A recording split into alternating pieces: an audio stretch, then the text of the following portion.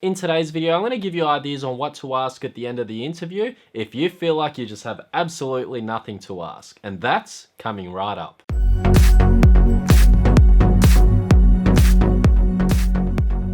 G'day, Erhan here from Zique Solutions, a channel dedicated to helping you in your personal and professional life. So the other day I was asked a question, Erhan, what happens if at the end of an interview you don't have any questions to ask when asked?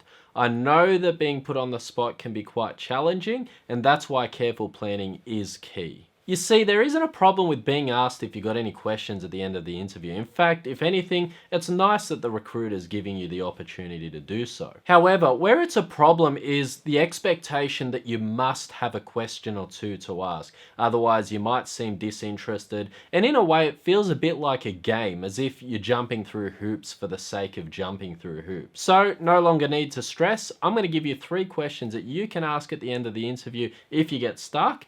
And if you stick around, I'm going to give you a 4th bonus tip. 1. It seems like a dynamic workplace going by our discussion. Do you guys promote weekly team bonding activity? Chances are the interviewer is going to say yes. Most workplaces have weekly lunches or after work drinks or whatever the case might be, just as a bonding exercise. This question's strong when you get to the core of it, because at the end of the day, you're not asking because you really care about what you guys do once a week. In fact, you probably don't really. Maybe you do, I don't know. But the point I'm making is it shows that you've got a commitment to teamwork and you want to get involved. And frankly, every single organization really loves when a person is a team player, to put it in a cliche way. The other thing is, it lightens the mood of the discussion and it discreetly sells the idea of what it would be like if you're working for the employer. Salespeople kind of do the same approach. They make the buyer feel like they're already in the moment. So, for example, they'll soft close and they'll say something like, what color car do you see yourself driving in this model? Or, if you had this couch at home in the lounge room, how do you feel about sitting on it after a long day of work? The principle's simple. Basically, paint a picture in the recruiter's mind of how you'd perform in the workplace directly.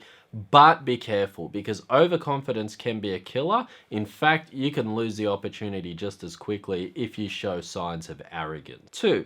What qualities make an employee successful in this role? Once again, this question serves the purpose of showing readiness for the role. Basically, you're showing the recruiter how you're exploring that you might be fit for the job, and obviously selling the idea furthermore. When they give the answer, just nod and acknowledge, because subconsciously that's going to plant the idea that you meet their criteria and you're good to go. 3. How long has the company been operating for, and what are your core values? Frankly, you probably don't even care, and let's face it, most people don't even care either. It's mainly the people that run the company that really have these values in their hands and say that this is what we need to achieve. But at the end of the day, you got to play the game in the interview process, and if it means pretending that you care about something that you don't, ask it. But obviously make sure you sound authentic in the process. This is similar to the previous point where it shows that you're interested in the finer details of the company, and it shows that you apparently care. Now, yeah, sure, it's good to care about those things, but really when you're going to a lot of different interviews, you really just want to get a job. Having said that, from a practical perspective, it might be a good thing to ask that question anyway, because if an employer has been around for a long time and they have their values and they know them down pat, then likely they're an organized company, and you definitely want to work for a company that's organized. Trust me, if you've ever worked for a company that's disorganized and don't know what they're doing, you'll know how bad it can be. Okay, so let's say that you're at the end of the interview, the questions that I've provided you have already been settled somehow throughout the interview, and you are just absolutely stumped and you have absolutely no idea what to ask. Well, that's fine too, as long as you handle the situation well and with confidence, of course. So if you don't know what to ask, this is it. Sorry, Mr. Employer, I know that this is the part where I should definitely ask questions and it looks bad if I don't, but I feel like we've covered a lot of things in depth and it's given me nothing else to feel as though I should ask. Now, I guarantee that this straight up honesty will be appreciated by the recruiter. Don't ever just say something like, nah, I don't have any questions, right? Because that gives off a lazy vibe. It feels like you're not interested.